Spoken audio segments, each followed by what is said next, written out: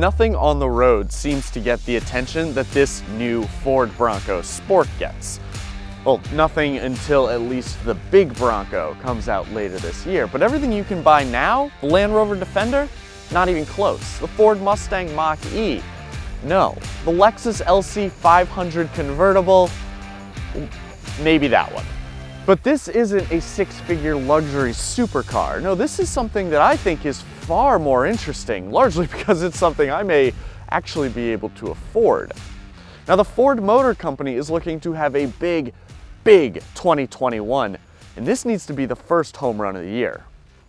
It's not the new Bronco, it's the Sport. And if you like car videos and you want to see our eventual review when the big boy Bronco does get here, just be sure to subscribe to the CarGurus YouTube channel. For now, let's focus on this. Look around the exterior and you're gonna find Sport written only once, right here. Ford wants you to think that this is a real Bronco, and there are plenty of visual cues to help with that. Ford calls the roof safari style. It kicks up in the rear like an old Nissan Xterra or Land Rover Discovery. The rear glass opens separately, which I know tons of shoppers like.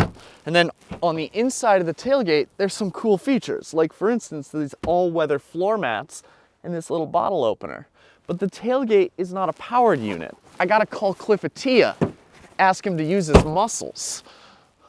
Every Ford Bronco gets 17-inch wheels except the Outer Banks trim, which is sort of like the Wrangler Sahara in that it's aimed more at style and comfort than it is serious off-roading.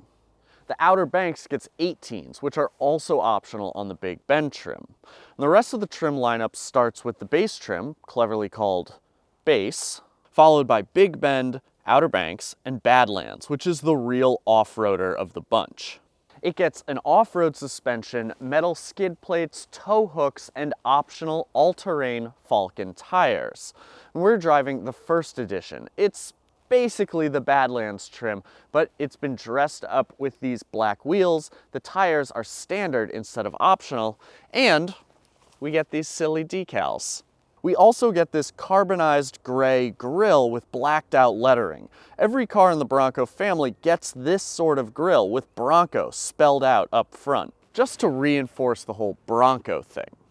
This color is called Area 51, which doesn't make a whole lot of sense, but it's a nice shade of blue, and Ford offers the Bronco Sport in a wide array of colors. My favorite is Alto Blue. The black roof paired with this huge, dirty black C-pillar gives it kind of a toyish look, but Ford does draw the line before things get too comical. And I think that the Bronco Sport has shades of the second generation Ford Escape in it, what I consider the best looking Ford Escape. These rectangular accents on the rocker panels, the squared off front end and the upright headlights, the roof rails and the stubby rear. It all says that though the Bronco Sport is small, it is mighty.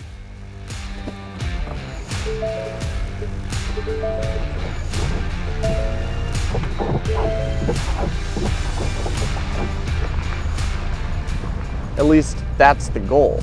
With the Bronco Sport, Ford has set out to create something that is accessible enough for younger, maybe urban-dwelling shoppers, but that can also tackle real challenges off-road. And I'll tell you, even after just the first 5 minutes behind the wheel of this car, it became evident that Ford has succeeded in that mission.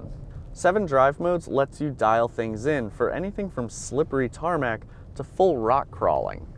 Ford calls the drive modes in the Bronco Sport GOAT modes, for go over any type of terrain. And I'll tell you, it really does feel like this little SUV can go pretty much anywhere. And in that regard, the Bronco Sport really lives up to the Bronco part of its name. This is the genuine article. The 8-speed automatic transmission is practically invisible, but outward visibility is superb. If good sightlines and outward visibility are important to you, then this is your car. It kind of has the same size footprint as a Kia Seltos, but it sits much higher, and not in a bad way.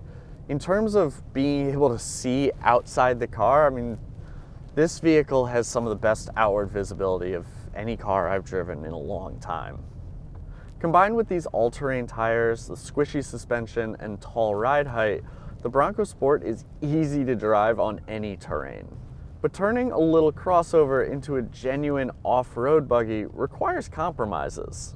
The Bronco Sport's steering is exceptionally disconnected. That's no doubt due to the off-road suspension and the chunky tires. And then the road noise is practically deafening. I mean, between the all-terrain rubber and the Bronco by Lego design, I was fighting tire noise and wind noise every time I got this car up over 55 miles per hour. The 4-cylinder in here makes plenty of power for a car this size. It's 245 horses and 275 pound-feet. But it's genuinely unnecessary and delivers horrible fuel economy for the segment. Go with the turbocharged 3-cylinder engine. You still get 181 horsepower and 191 pound-feet of torque, and you should get 26 miles per gallon in combined driving. To put that into perspective, with this turbocharged 4-cylinder, I couldn't even crack 25 mpgs over 500 highway miles. Highway miles! In a car this size, that's unacceptable. But despite the noisy cabin, the vague steering, the bad fuel economy, this is still a really cool place to hang out, and cool counts. I mean, if those things were enough to scare away shoppers, then Jeep wouldn't be raking in cash off Wrangler sales.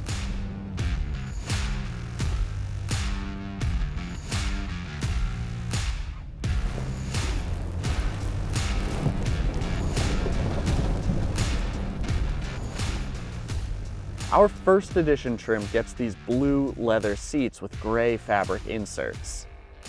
Ford calls this interior Navy Pier, and it's awesome. It is what I would want in my Bronco Sport if I bought one, which I might. On the back of these seats is a strap system below the zippered seat back pockets.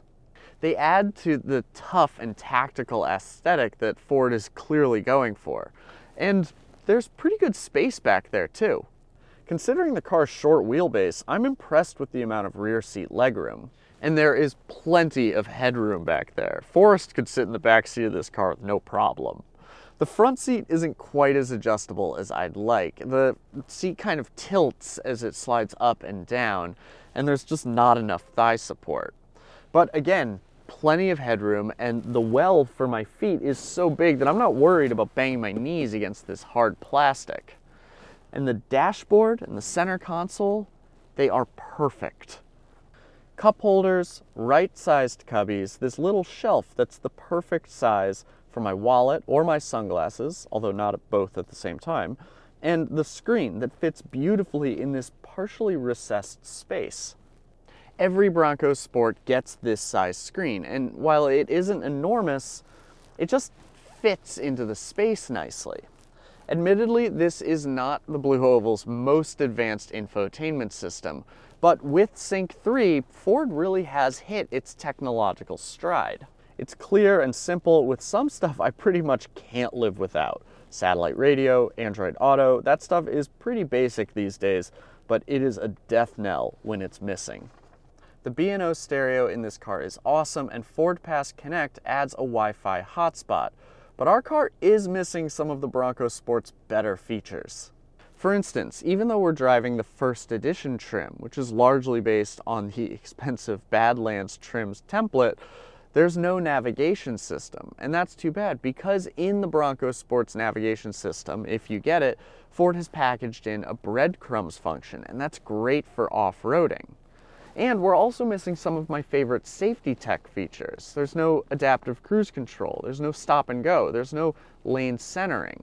All of those are packaged as part of Ford Copilot 360 Plus, which is an options package that we don't get in the first edition, because it's too early, I guess. In here, we do get cruise control and lane keeping assist, but the lane keeping isn't great. It really ping-pongs the Bronco Sport between the lines, and I get it, it's not lane centering, it's not a self-driving feature, but other automakers like Toyota and Hyundai, their lane keeping assist works a little better. On the bright side, this car does have tons of airbags, and if you puncture a tire, you can feel confident knowing that there is a full-size spare under the floor in the trunk. Particularly with regard to the interior, I think this car is leaps and bounds ahead of its primary trail-worthy competitor, the Jeep Renegade. And when put next to more city-centric crossovers like the Hyundai Kona or the Kia Seltos, this Bronco Sport can just flat out do things those cars can't. But boy, does it come at a price. The Bronco Sport is not cheap, and it's not that big either. There's up to 32.5 cubic feet of cargo behind the rear seat, and allegedly up to 65.2 with that seat down. But honestly, I'm not sure how you can get to those numbers. It's a small trunk. I guess that's the benefit of the very high roof.